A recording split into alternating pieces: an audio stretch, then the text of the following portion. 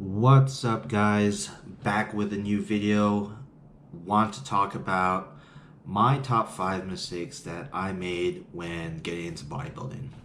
So starting off with number 5, I think this is one that is going to resonate with most people, but not eating enough when I was younger. I always made the excuse that I was a hard gainer. I could never gain any weight. I was eating, oh yeah, I ate so much food, blah, blah, blah. But in reality, I really wasn't eating enough. I always blamed my metabolism, always thought I was eating so much. And yeah, so this is why it's super important to keep track of what you eat on a day-to-day basis so you know whether or not you are eating enough to gain weight. And the way you do that is by keeping, you have your diary or use something like MyFitnessPal.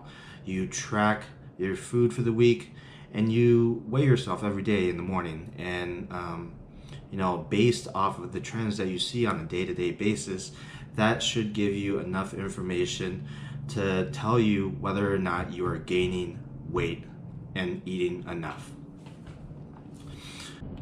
Number 4, yo-yo dieting. What I mean by yo-yo dieting is going through constant phases of I'm bulking, I'm cutting, I'm bulking, I'm cutting, I'm bulking, I'm cutting. I would do this so many times within a given calendar year that I would never make any gains, and that is one of the biggest mistakes that I made.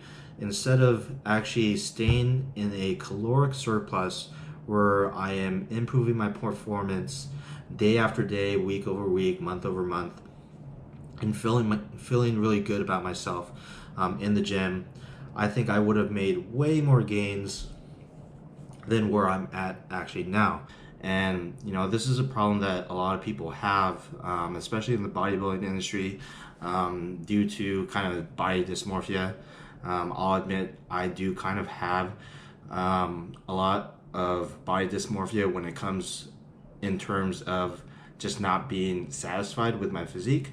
But that's not to say I'm like bulimic or anything. I'm not like puking up all the foods that I eat. It's just I'm always nitpicking my physique and always striving to be better, in a sense that there are always certain body parts that I can improve to improve my physique for the future when I do decide to compete.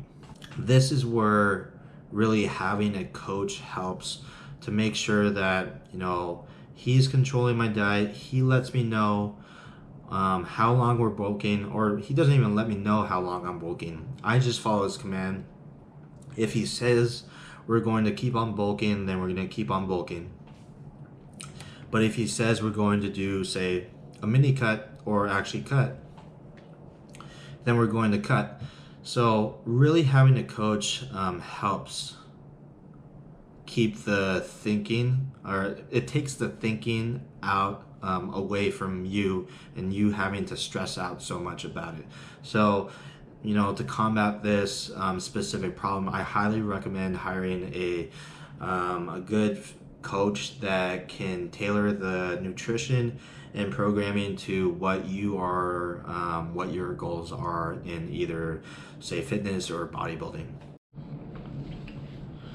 Awesome. Number 3, not prioritizing progressive overload enough.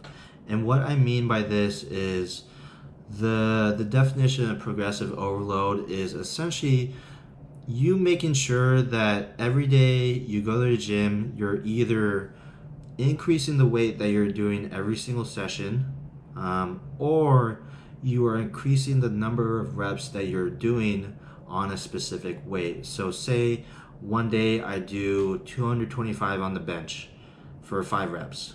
Okay, maybe tomorrow I try 230 pounds for 5 reps. If I can't do that, maybe I go back down and do 225 for 6 or 7 reps.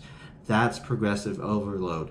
And really focusing on that is what is going to really improve your physique and increase hypertrophy and really lead to more muscle gain than just, trying to find the best program possible. There's really no best program possible, or program possible that leads to the most muscle gain faster. And I don't want to hear that from, like, okay, this one Instagram influencer is shilling his product and guarantees that you're going to gain like 20 to 25 pounds of muscle. That is literally not possible if you are an intermediate or an advanced lifter.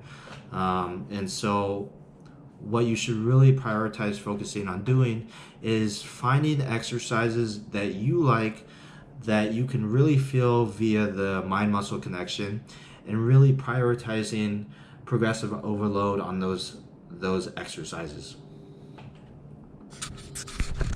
All right, number 2, I think this is a really important one that everyone should really take note of, and that is wasting money on supplements. Too many people fall for influencers that shill their products because they're fit, they're muscular, they look really good, they have that ideal physique that you want. Oh, look at me, I have the six pack, look at my rock hard delts, biceps, all that jazz. I have this slim waist, my bikini fits really nice. And that's all like a load of shit, because at the end of the day, they're shilling their products, protein powders, fat burners, BCAAs, EAAs, testosterone boosters. All that shit does not matter when it comes down to training to build muscle. And to touch on that, really the only supplements that I could possibly see anyone really needing are a multivitamin, maybe a fish oil, maybe protein powder, and maybe creatine. And even then, all those supplements are unnecessary, because if you have a good diet and a good training regimen, your gains will come by. You don't need there's no secret supplement that you can take that is going to make you accelerate your muscle gain faster. The thing to note is, within your first year, you can put on anywhere from, I think the metric is 10 to 25 pounds in your first year, but that starts to decline sharply year after year after year of training. And I think the max amount of muscle that you are able to really put on month over month is somewhere like around like a quarter to 1 pound, 1 pound, if you're doing things optimally. And I'm pretty sure most people aren't doing things optimally when it comes to diet and training regimen. And that's why it's really important to make sure you have that all dialed in, so you don't have to waste hundreds of dollars on things that you don't really need, that aren't really going to benefit you. It's really like the 1%.